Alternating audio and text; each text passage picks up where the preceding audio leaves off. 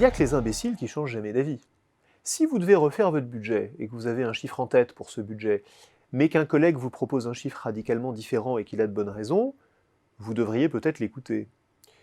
Ou peut-être pas.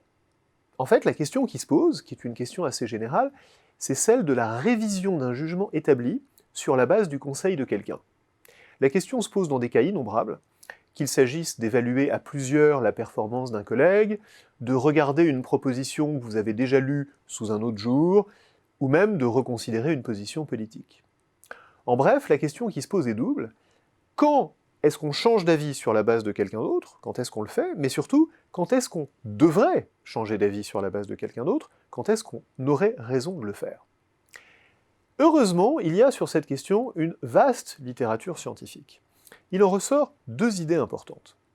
D'abord, votre propension à changer d'avis est fonction d'un critère assez évident, qui est la crédibilité du conseiller, c'est-à-dire de la personne qui vous donne son opinion. C'est logique, bien sûr. Ce serait idiot de ne pas changer d'avis si la personne qui vous dit que vous vous trompez est quelqu'un qui en sait beaucoup plus que vous sur la question. La deuxième idée, c'est que vous allez à ce moment-là faire un choix. Soit conserver votre opinion initiale, soit vous rallier à celle du conseiller. Là aussi, la sagesse populaire vous donne raison, en vous donnant, comme souvent, deux avis opposés. Il n'y a que les imbéciles qui ne changent jamais d'avis, bien sûr, mais il n'est pas bon non plus d'être une girouette. Dans certains cas, donc, vous allez changer d'avis, et dans d'autres, non. Ça, c'est ce qu'on fait. Maintenant, est-ce que c'est la bonne stratégie ou est-ce qu'on devrait faire autrement? La recherche suggère en fait que cette stratégie frappée au coin du bon sens soulève deux problèmes. Le premier problème, c'est que dans cette logique, on suppose que vous sachiez évaluer la compétence et la crédibilité du conseiller, de la personne qui vous donne un avis.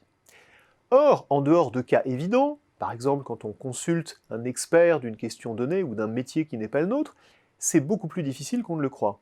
Nous avons tendance, en général, à juger de la valeur d'une opinion sur la base de la force de conviction de celui qui l'exprime, plutôt que sur une évaluation objective de son track record, c'est-à-dire de l'exactitude de ses opinions passées. Nous risquons donc de changer d'avis après avoir écouté non pas le plus compétent, mais le plus convaincant.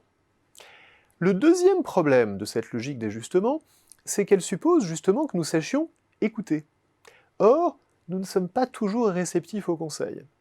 De manière générale, le biais de confirmation nous rend moins attentifs aux opinions qui contredisent notre opinion préétablie qu'aux opinions qui la confortent. Nous allons donc avoir tendance à ne pas écouter les gens qui ne sont pas d'accord avec nous, et en particulier, quand nous sommes en position de pouvoir, le poids que nous accordons à l'avis d'autrui décroît fortement, alors que c'est précisément là que nous devrions les écouter plus. Le problème n'est donc pas simple. Mais il y a quand même une recommandation que nous pouvons suivre, du moins quand la décision, quand le jugement que nous faisons est quantitatif. Quand nous avons le choix entre conserver notre point de vue et suivre l'avis d'un conseiller, eh bien nous ne sommes justement pas forcés de choisir. Nous pouvons prendre la moyenne de ces deux opinions. Nous pouvons même éventuellement demander un troisième avis à un autre conseiller, qui doit être indépendant du premier, et prendre la moyenne des trois opinions, la nôtre, celle du premier conseiller, celle du second conseiller. C'est une application à petite échelle du principe qu'on appelle la sagesse des foules. Quand on prend la moyenne de plusieurs estimations indépendantes, les erreurs aléatoires vont avoir tendance à s'annuler, et on a donc de bonnes chances d'améliorer son estimation.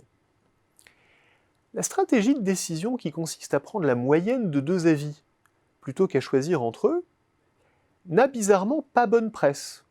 On parle de compromis, on parle de cotes mal taillées, et celui qui adopte cette stratégie aura l'air de couper la poire en deux, d'hésiter, de ne pas être capable de se forger une conviction.